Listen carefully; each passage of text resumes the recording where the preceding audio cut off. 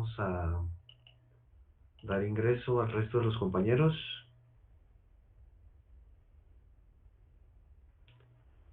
Muy bien. Muy buenas noches, compañeros. Hoy vamos a platicar sobre los elementos de la obligación, compañeros. Ya habíamos platicado sobre lo que era la obligación como tal, la historia de la obligación, ¿verdad? Características de la obligación. Pero el día de hoy vamos a platicar sobre los elementos que integran la obligación. Los elementos que integran la obligación, compañeros, básicamente son tres. Los elementos subjetivos o personales, elementos materiales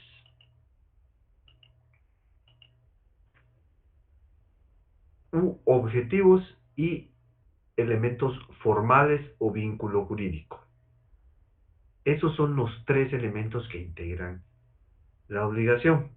Vamos a platicar sobre cada uno de ellos. El primero son los elementos subjetivos. Ya nosotros habíamos tenido la oportunidad de platicar sobre los elementos personales o subjetivos. Ya habíamos platicado sobre el acreedor y el deudor como sujetos integrantes de la obligación.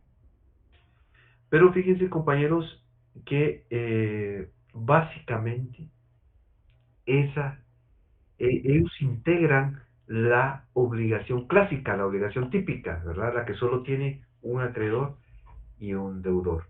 El acreedor es aquella persona que tiene la potestad o el derecho de exigir el cumplimiento de la obligación.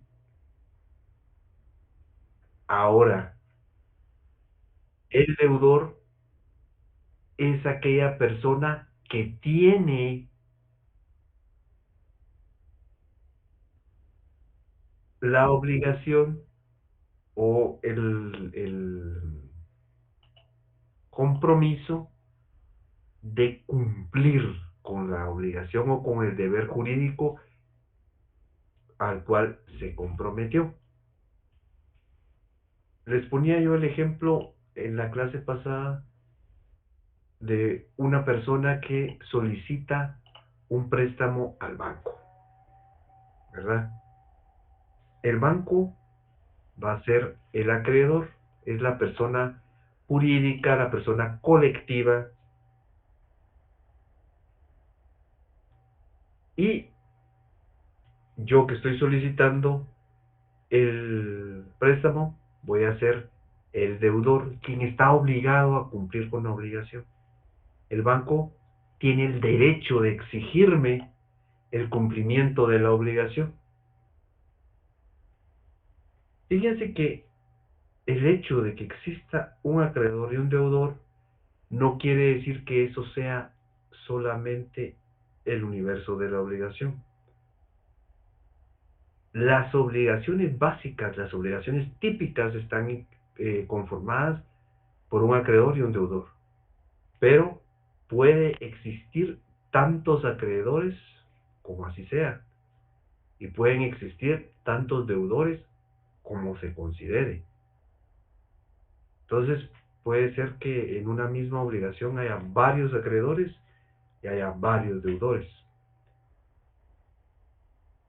Aparte de la obligación típica donde hay un acreedor y un deudor, la obligación más común es donde existe un acreedor y varios deudores. Ya en la época de Roma, compañeros, recordemos que Roma, con su carácter imperial o de gran potencia, en el pasado tuvo mucha influencia cultural y mucha influencia jurídica. Entonces ya los romanos contemplaban una figura para señalar a esta situación cuando existe multiplicidad de sujetos en una obligación. Esta figura se llama concurso partes fiunt. es un término en latín, ¿verdad? Pues recordemos que los romanos, pues eso era lo que hablaban en latín, por eso es que tantas de las instituciones y figuras que nosotros vemos en la actualidad se encuentran en latín, y esta no es la excepción. Entonces, concurso partes fiunt es cuando se refiere a que existe multiplicidad de sujetos en una obligación, es decir, hay acreedores y hay deudores, varios. Luego, fíjense que nosotros pudiéramos decir, bueno, en la obligación básicamente se sabe quién es el acreedor y quién es el deudor. En la mayoría de obligaciones así es. Pero hay casos muy especiales, compañeros, y muy radicales donde no es así. Donde no se sabe quién es el acreedor y quién es el deudor, sino después de una serie de situaciones. Uno de los ejemplos es el hecho de que yo haya perdido mis documentos, o sea, extravié mis documentos y para evitar presentar las denuncias y todo ese procedimiento que se tiene que llevar a cabo, voy y establezco que voy a otorgar una recompensa a quien me devuelva mis documentos, ¿verdad? Entonces voy y digo, mire, pues yo voy a recompensar a quien me devuelva los documentos. Entonces ahí yo me estoy comprometiendo, yo ya estoy dentro de una obligación, pero estoy como deudor, porque yo tengo que pagar la recompensa.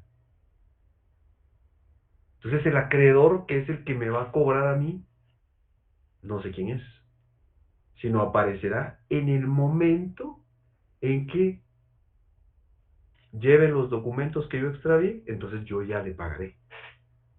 Entonces ahí no sabemos quién es el acreedor. Y otro de los ejemplos es al momento de constituirse como herederos. Resulta que en un sucesorio, en un proceso sucesorio, muchas veces hay un procedimiento por medio del cual se solicita, ¿verdad? O la ley llama a quienes van a ser los herederos. Pero una vez llama a quienes van a ser los herederos, hay un procedimiento en el cual se declara herederos a tales y tales personas. Y si ellos van a aceptar o no van a aceptar la herencia. Resulta que la herencia no solo está constituida por activos, sino también hay pasivos. Es decir, hay créditos, hay préstamos de por medio. Entonces ahí sabemos quién es el acreedor, pero hasta que el heredero acepte la herencia, vamos a saber quién es el deudor. Puede ser que no lo acepte, yo no acepto la herencia. Entonces, estos son casos ya más radicales, compañeros, un poquito más extremos. En la mayoría de los casos, al constituirse un contrato, puede establecerse fehacientemente quién es el acreedor y quién es el deudor. Pero como les digo, no siempre es así. Hay casos más extremos, como el caso de las herencias o en determinado momento el caso de las recompensas. No sé si ustedes recuerdan que hace algún tiempo el Ministerio de Gobernación se comprometió a otorgar una recompensa si se le daba cierta información. Entonces, ahí el ministerio se constituía como un deudor, pero no sabíamos quién era el acreedor, porque ese es hasta que se le diera la información correspondiente que iban a poder eh, proceder, ¿verdad? Para que la obligación ya quedara debidamente formalizada. Veamos ahora el segundo de los elementos, compañeros. Miremos la siguiente diapositiva. El segundo de los elementos es el elemento material, objetivo o material, ¿verdad? El elemento objetivo o material es aquel bien en torno al cual gira la obligación, ¿verdad? Es el bien conforme el deudor va a asumir esa actitud de dar o no dar, de hacer o no hacer. Es esa realidad material de una obligación. Fíjense que esto necesita y requiere ciertas características para que pueda ejecutarse, para que pueda nacer a la vida jurídica. La primera de ellas es que la realidad material o elemento objetivo tiene que ser posible. Tiene que ser posible, es decir, tiene que existir ese factor de posibilidad para que en determinado momento la obligación pueda cumplirse. Y les pongo un ejemplo. Resulta que yo voy a comprar un terreno y veo los diversos anuncios y en uno de los anuncios me dice eh, el terreno que va a comprar es de tanto, o sea, las dimensiones, eh, pero me dicen que está ubicado en la luna. Entonces al principio dice uno, bueno, ¿cómo? En el satélite natural de la Tierra, en la luna. Entonces ahí la tecnología no ha llegado a tal grado de poder realizar, ya se pueden realizar viajes espaciales, pero no para ese tipo de cosas. Entonces no es posible, no hay posibilidades.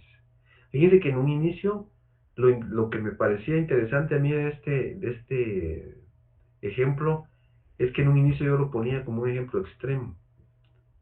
Pero hace poco, no hace unos cuantos años, salió un proyecto que tenía un país para empezar a disponer de terrenos, no a notificar, pero sí disponer de terrenos en la luna, precisamente. Entonces, eso todavía no es factible, ¿verdad? Entonces, la obligación ahí no se puede constituir. No es posible. No se puede constituir. La imposibilidad que se genera dentro del elemento objetivo puede ser de diversos tipos. Puede ser originaria, es decir, que desde que comienza la obligación o desde que se va a constituir,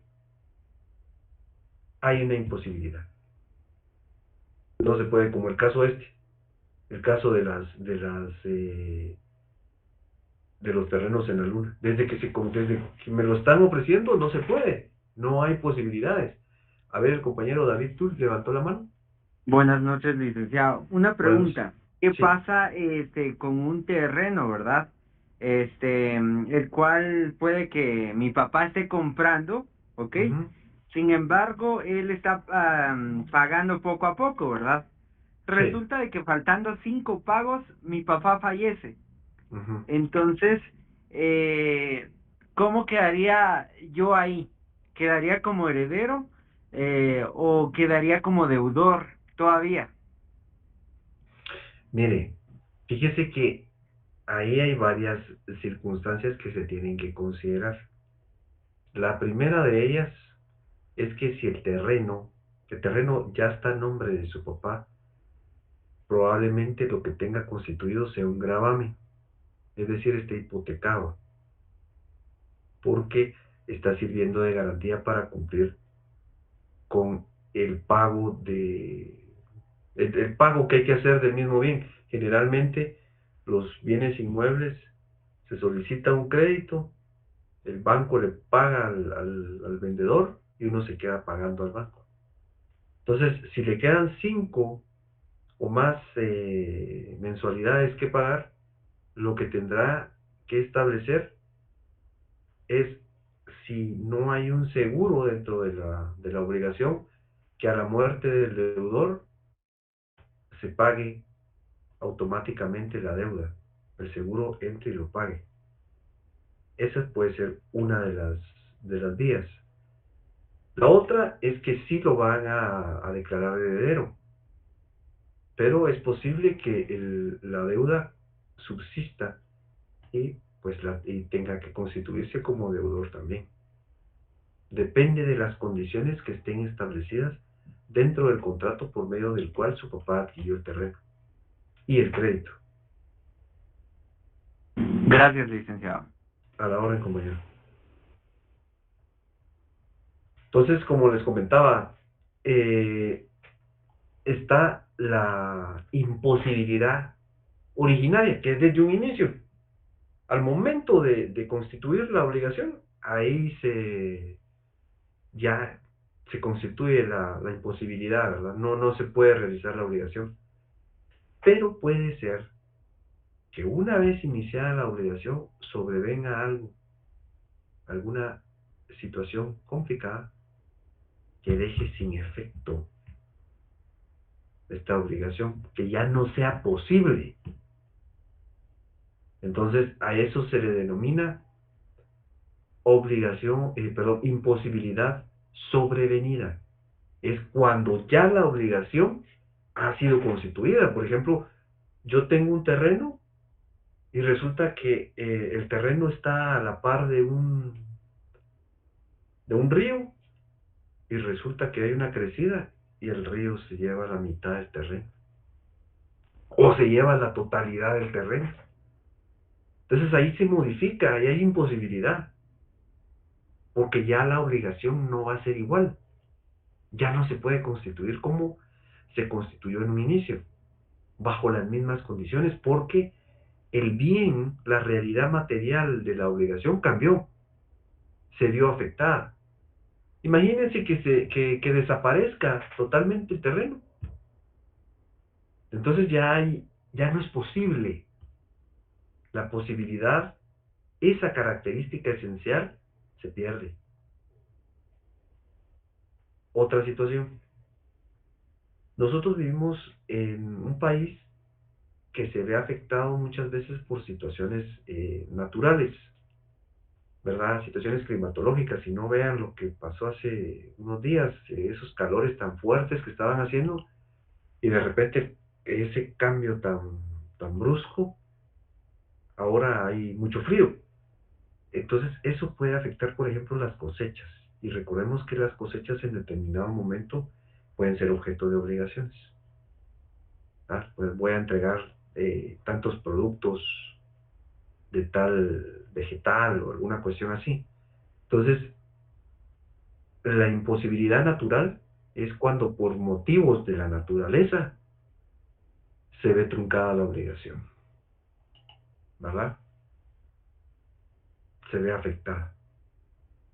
Entonces ahí ya no se puede en determinado momento constituir la obligación porque hay una imposibilidad de tipo natural por algo que la naturaleza trajo consigo. Pero también hay imposibilidad jurídica, compañeros, que la misma legislación trae como consecuencia, que evita o impide que surja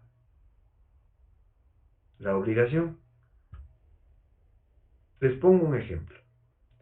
Resulta, como aparece en algunas películas, de personas que ven que en su patio, por ejemplo, o en su propiedad, encuentran petróleo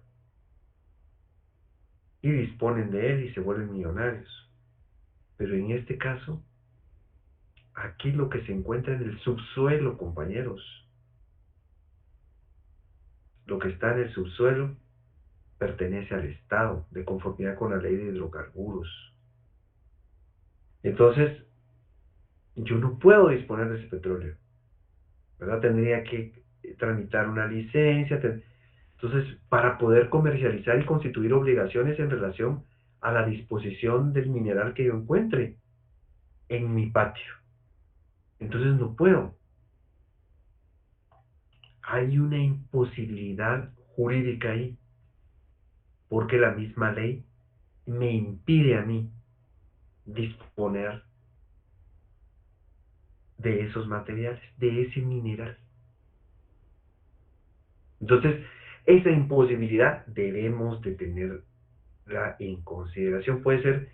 Esto puede ser en relación a la explotación minera, pero puede ser también en otras circunstancias, donde la ley impida, haya un impedimento legal y eso provoque que en determinado momento no pueda constituirse la obligación.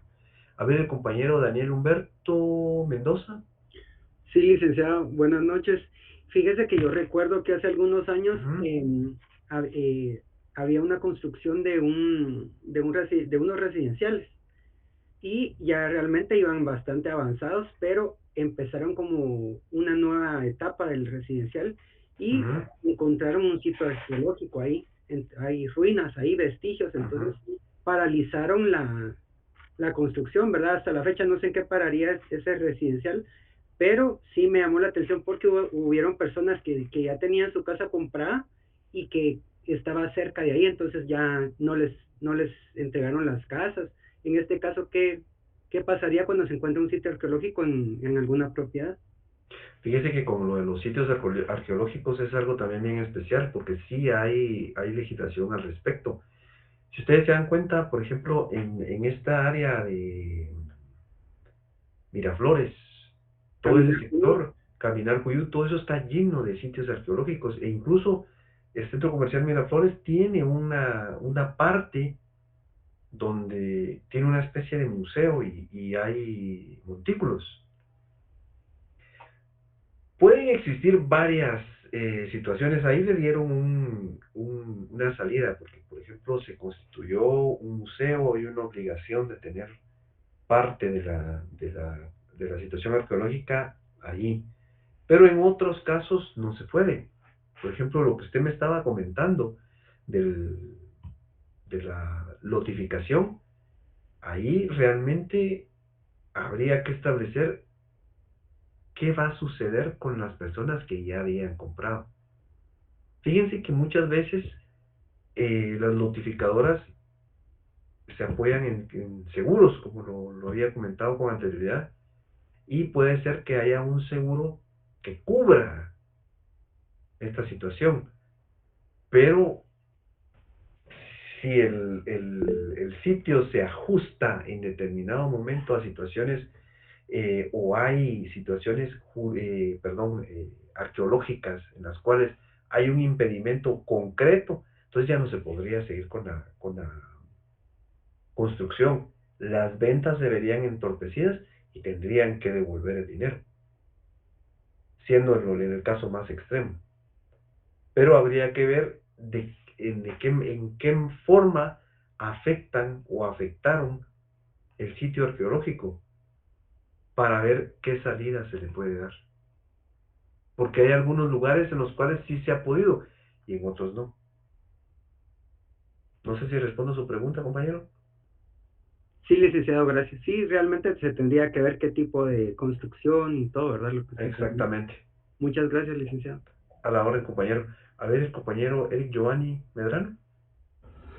Sí, licenciado, me surgió una duda también a mí para no salirme del contexto de la Ujú, imposibilidad de la obligación. ujú. Siguiendo con el compañero Humberto de la residencial donde vieron Un sitio encontraron, arqueológico. encontraron un sitio arqueológico, entonces, pero Ujú. en este caso las personas ya habían pagado, pero hay personas también que pues la dan a pagos y todo, piden su casa a pagos, entonces ahí perdería, entonces ahí ya no sería posible el, el Constituir la obligación. constituir la obligación de ya no dar, porque obviamente la están cerrando. Entonces, de qué forma arreglarían si ellos están pagando un terreno, pero lo imposibilita el de seguir dando la obligación como deudor? Fíjese que ahí lo que habría que hacer era, como yo le comentaba al compañero, es que lo que pasa es que como las obligaciones tienen la particularidad tienen situaciones genéricas para la mayoría, pero hay particularidades que deben de considerarse de conformidad con la ley que están afectando y cómo la están afectando. Fíjese que el hecho de poder solicitar la compra por medio de planos, ¿verdad? Que las casas todavía no estén hechas y todo, pues muchas veces es comprar a futuro, ¿verdad? Y eso puede traer en algún momento algunas consecuencias un poco difíciles de sobrellevar, como este caso. En este caso, en teoría, la notificadora tendría que devolver el dinero si las obligaciones ya no se pueden constituir. O en determinado momento pedir la revisión del contrato para que sea a través de un juez quien él establezca de qué manera se va a devolver los recursos que se habían implementado o el dinero que se había pagado, o si se va a seguir adelante o cómo se va a constituir la construcción, de qué manera afectaron el sitio arqueológico, de qué manera, de conformidad con la ley específica de la materia, se puede continuar. Porque como le digo, hay algunos sitios donde sí se ha logrado continuar, pero hay otros que no. Entonces habría que establecer qué situación es la que va a afectar. En relación a las obligaciones ya constituidas, habrá que revisarlas y habrá que establecerlas antes de dejarlas sin efecto, porque ahí realmente pierde tanto el comprador como el vendedor. Entonces, en primera instancia, entre ellos tendría que llegarse a un acuerdo, pero si no se llega, entonces se pide una revisión del contrato a nivel judicial. Sí, usted indicaba que había que hacerlo por medio del juez, pero Ujú. siento que el que llevaría las de perder aquí sería el deudor de que está adquiriendo la casa, El porque, comprador, sí. ajá, porque ellos, o sea, cuando él firmó un contrato, él no sabía o no existía ninguna cláusula donde dijera de que va a haber algo ahí en el En el terreno, ¿verdad? subsuelo, sí. Entonces, en lo que se investiga, yo me imagino que el que va a ir perdiendo o lleva las de perder va siempre en este caso, el comprador, ¿verdad? Por eso es que ahí sería necesario recurrir a un órgano jurisdiccional, ¿verdad?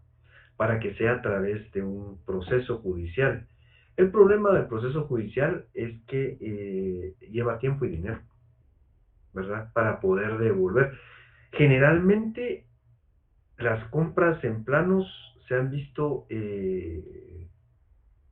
afectadas porque pues solo alguien que la quiera comprar eh, al contado, ¿verdad? O con la máxima cantidad de abonos, porque también se puede hacer compra a través se puede celebrar promesas de venta, por ejemplo, ¿verdad? Que sería un poquito más sencillo, solo sería una parte del dinero y ahí mismo se establece qué va a pasar si en determinado momento hay alguna imposibilidad para continuar.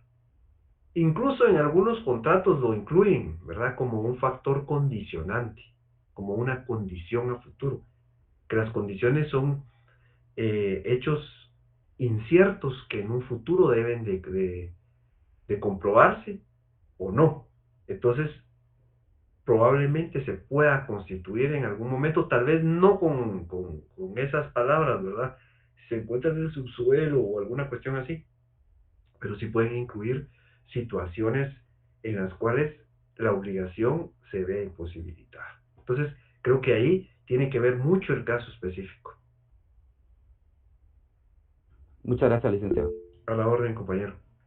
A ver, la compañera Luisa Rangel. Licenciado, buenas noches.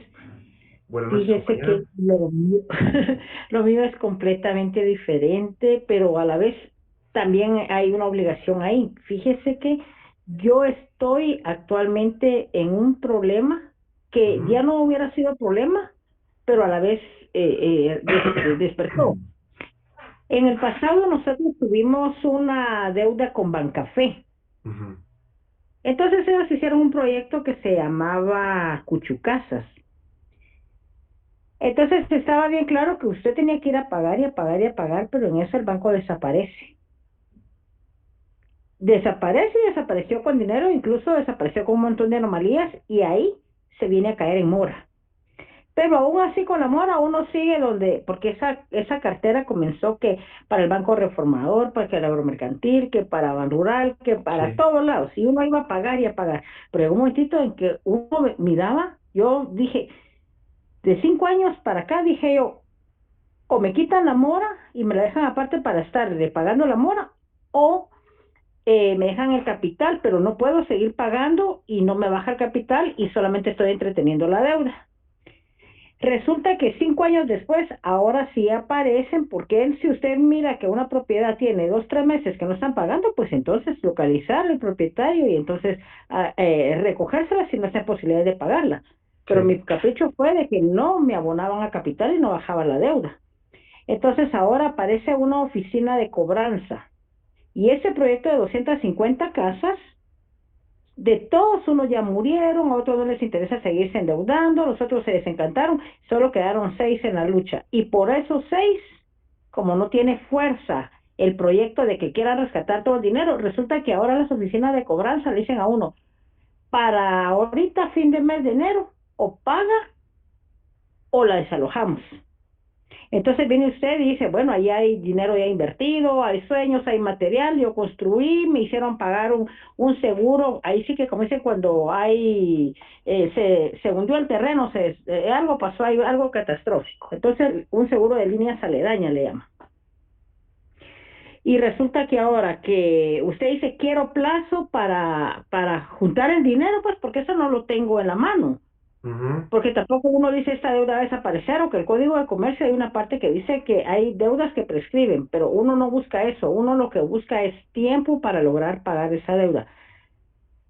¿Hasta dónde las compras que son ese proyecto está con fideicomiso? Ujú. Entonces usted no puede decir, voy al banco, voy a solicitar el dinero, cancelo acá donde me están ahorita exigiendo y de ahí saco del fideicomiso la hipoteca y ya vengo yo y la puedo vender, comprar o continuar con ella. ¿Hasta dónde está en ley que las oficinas, las casas de cobranza lo hostiguen a uno de que sí lo van a sacar y usted va a hablar con el banco y dice, deme en plazo siquiera, ¿qué le digo yo? Los 40 días mientras sale el remate y todo, y ellos se niegan a todo eso. ¿Cómo puede manejar uno eso si ellos están con esa presión de que tiene que pagar o desaloja, pero ya el plazo ya se le venció porque 5 años no pagó, le dicen a uno? Sí, pero porque ustedes tampoco querían arreglar nada. Y otra cosa que ellos desaparecieron y hasta ahora aparecen de nuevo. ¿No tenían personalidad jurídica durante esos 5 años o qué pasó, licenciada? Mire, lo que pasa es que en esa situación, lo que se ha suscitado es que en algún momento han desaparecido algunos bancos, ¿verdad? Y las carteras se han trasladado a terceros acreedores, ¿verdad? Como lo que usted comentaba. Eso muchas veces ha provocado que haya una tardanza y un retardo. Entonces, en algún momento, la cartera que incluía su crédito se fue a otro, a otro acreedor, que fue quien compró esa cartera.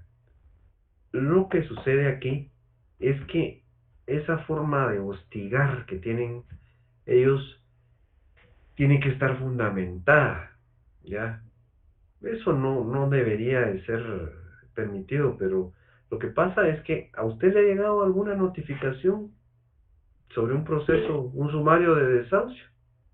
No, licenciado, lo que tienen es, pues eso es lo que a mí me tranquiliza porque Sí. hablé directamente con uno que es más legal y me dijo, son 3 citaciones y en la última ya va el Ministerio Público No, y todo, un juez y todo.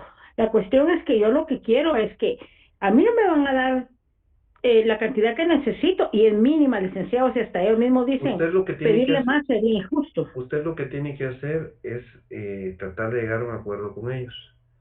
No para, quieren nada, licenciado, solo para, dinero. Les eh, ocupo. para poder pagar o celebrar un convenio de pago. Porque lo que Fíjese que pasa el sistema, es que el desahucio se lo tienen que notificar.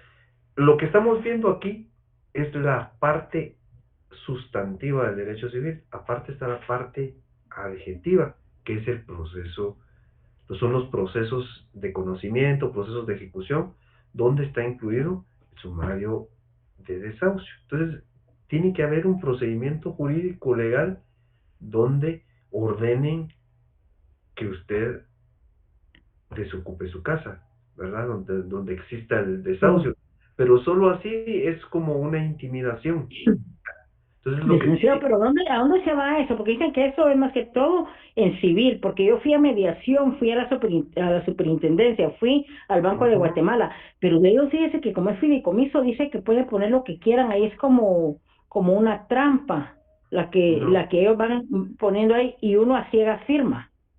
mire pues, brevemente, en el fideicomiso, la persona otorga su bien en propiedad. Entonces el fiduciario, que generalmente es una financiera o un banco, se queda en propiedad en fideicomiso de la finca o del bien inmueble y se lo devuelven al momento usted de pagar. Entonces puede ser que esté así, que esa sea la situación. Habría que ver cómo está su propiedad, si está realmente a su nombre o está ya otorgada en fideicomiso. Si está otorgada en fideicomiso, que eso lo hacen mucho, ¿verdad? Que se efectúa la compraventa, luego se constituye el crédito y posteriormente se adhiere a fideicomiso. Entonces ahí el bien queda en propiedad del fiduciario. Entonces ahí habría que establecer cómo está su casa, si está en propiedad del fiduciario y llegar a un acuerdo con estas personas, tratar de buscar un acercamiento para un convenio de pago. Lamentablemente los intereses a veces son muy fuertes, hombre, y no se puede abonar a capital. Entonces, eso es lo que habría que buscar un acercamiento para no perder el bien y establecer cómo es que está, eh, cómo es que está la finca, cuál es la situación en la que tiene, si está todavía a su nombre o está a nombre del fideicomiso, ¿ya?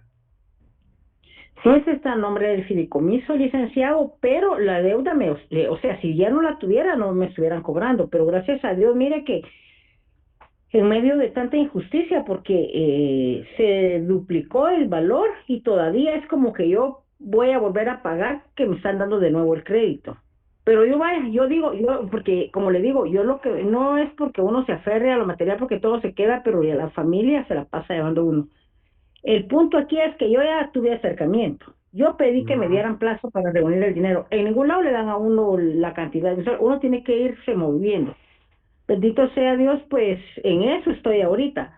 Pero la negativa de ellos, o sea, la casa de cobranza es que desaloje. El banco, yo hablé con la patoja, no sé, licenciados, si serán licenciados o se hacen pasar, porque hasta la forma en que lo tratan a uno es terrible. Entonces yo le dije a ella mi súplica era que me diera el tiempo para reunir el dinero que no pasara de un mes, ¿verdad? Porque parece que eso lleva como también su tiempo, ¿verdad? Para rematar, no es solo de la noche a la mañana, o bien, licenciado. No, no, todo tiene un procedimiento y tiene que ver mucho el procedimiento administrativo de cada una de las instituciones, ¿verdad? El tiempo en el que se tienen que llevar. En este caso, yo le sugeriría que procurara llegar a un acuerdo de pago, un convenio de pago, para evitar futuros problemas y que se asegurara de cómo está su propiedad, si está a su nombre o está a nombre del fideicomiso.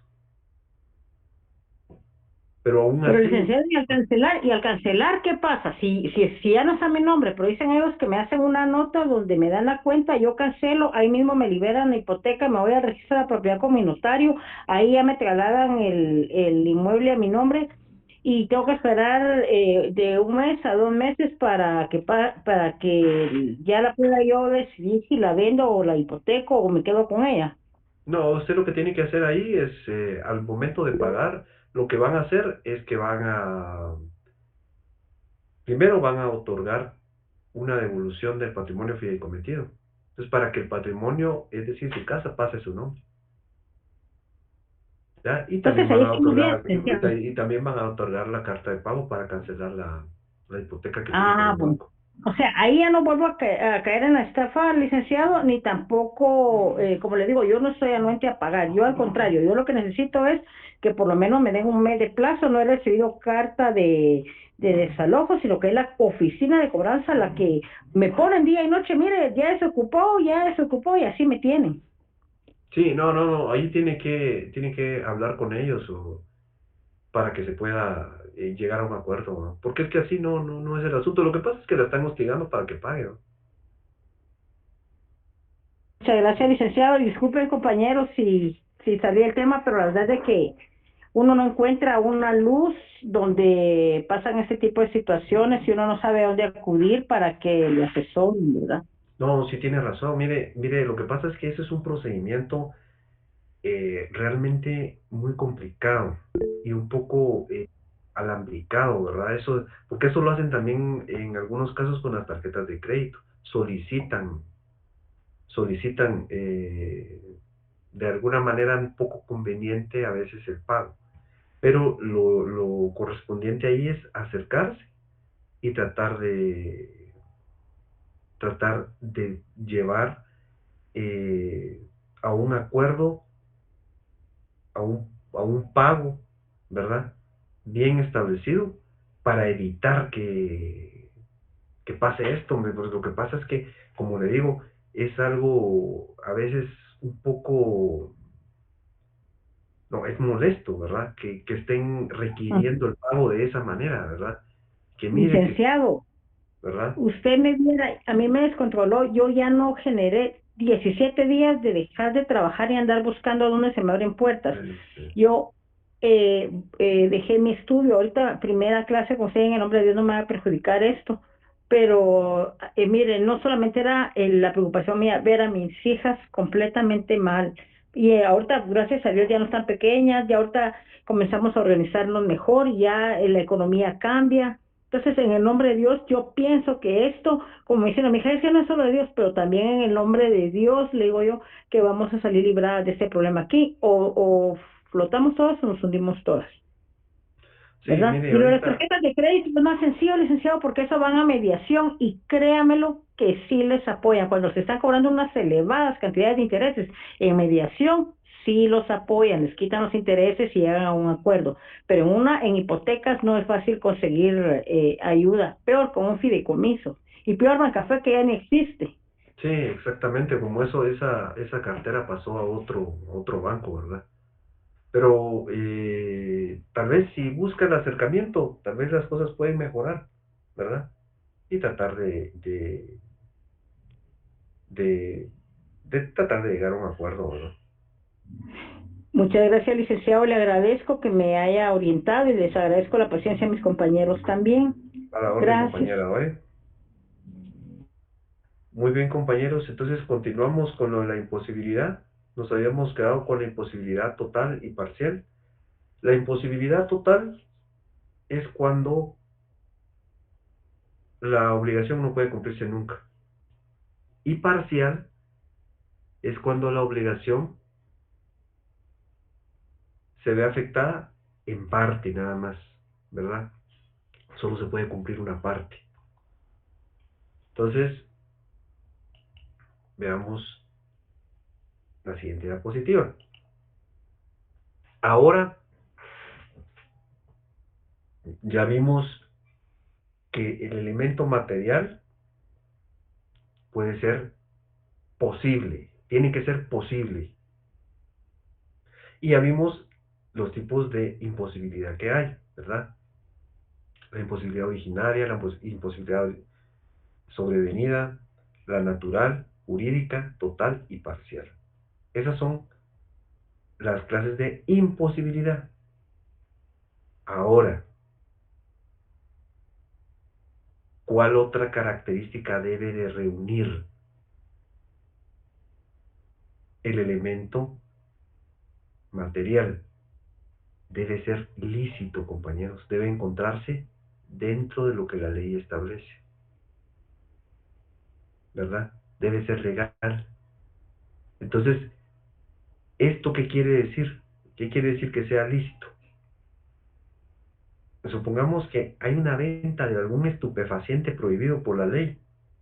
Ahí no se puede después alegar, mire, es que fíjese que no me pagó, entonces no puedo ejecutar, porque es algo que no está establecido en la ley, que hay una prohibición.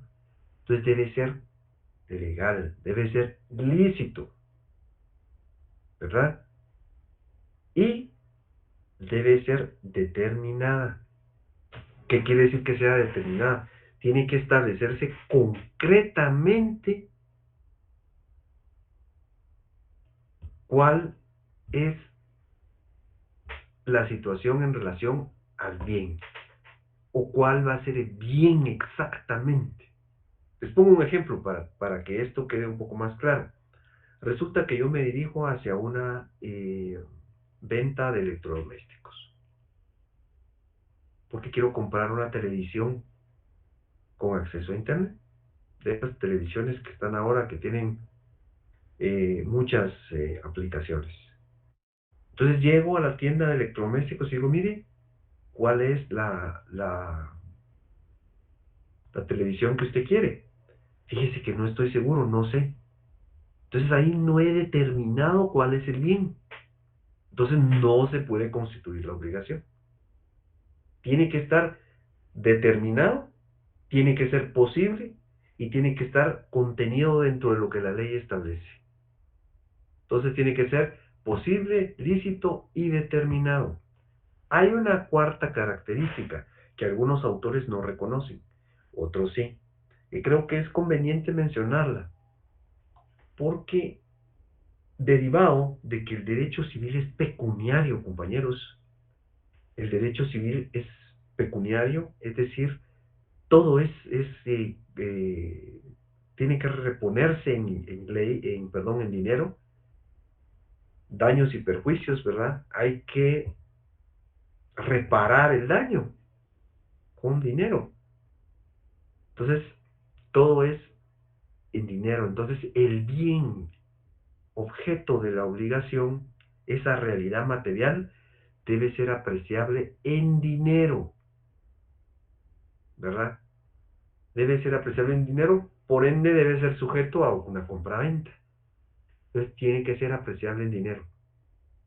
Tiene que ser posible, lícito, determinado y apreciable en dinero.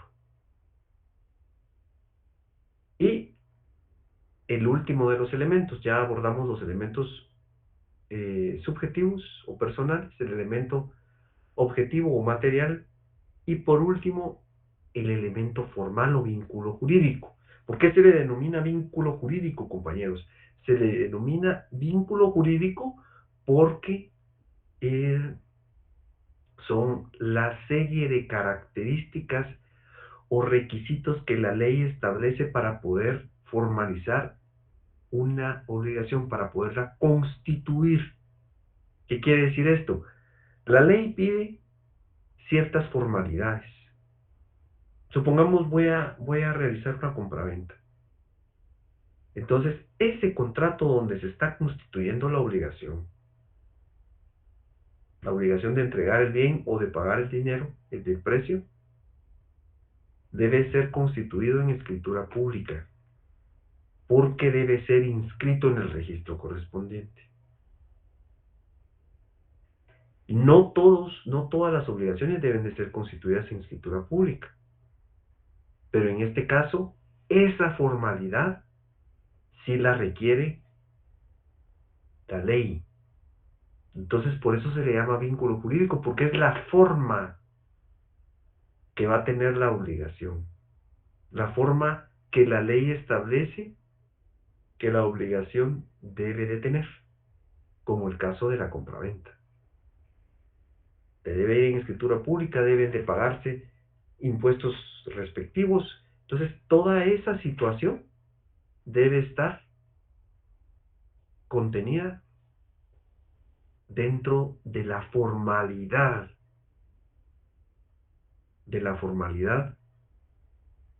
que la obligación debe de llevar. Entonces, es la forma que la ley solicita, los requisitos que la ley pide para formalizar una obligación. Eso es el elemento formal. Es un elemento bien especial. Entonces, ¿cuáles son los elementos de la obligación? Los elementos subjetivos o personales. El elemento material u objetivo, que debe ser posible, lícito, determinado y apreciable en dinero.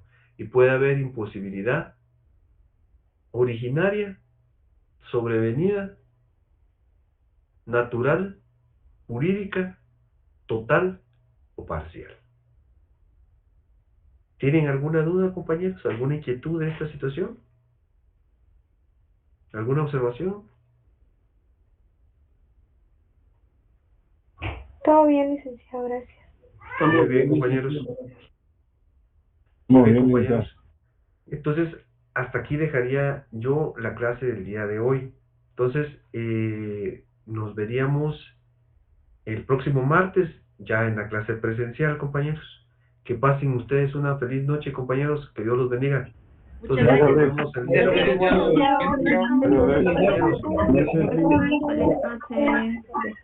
Compañeros. Feliz noche, compañeros.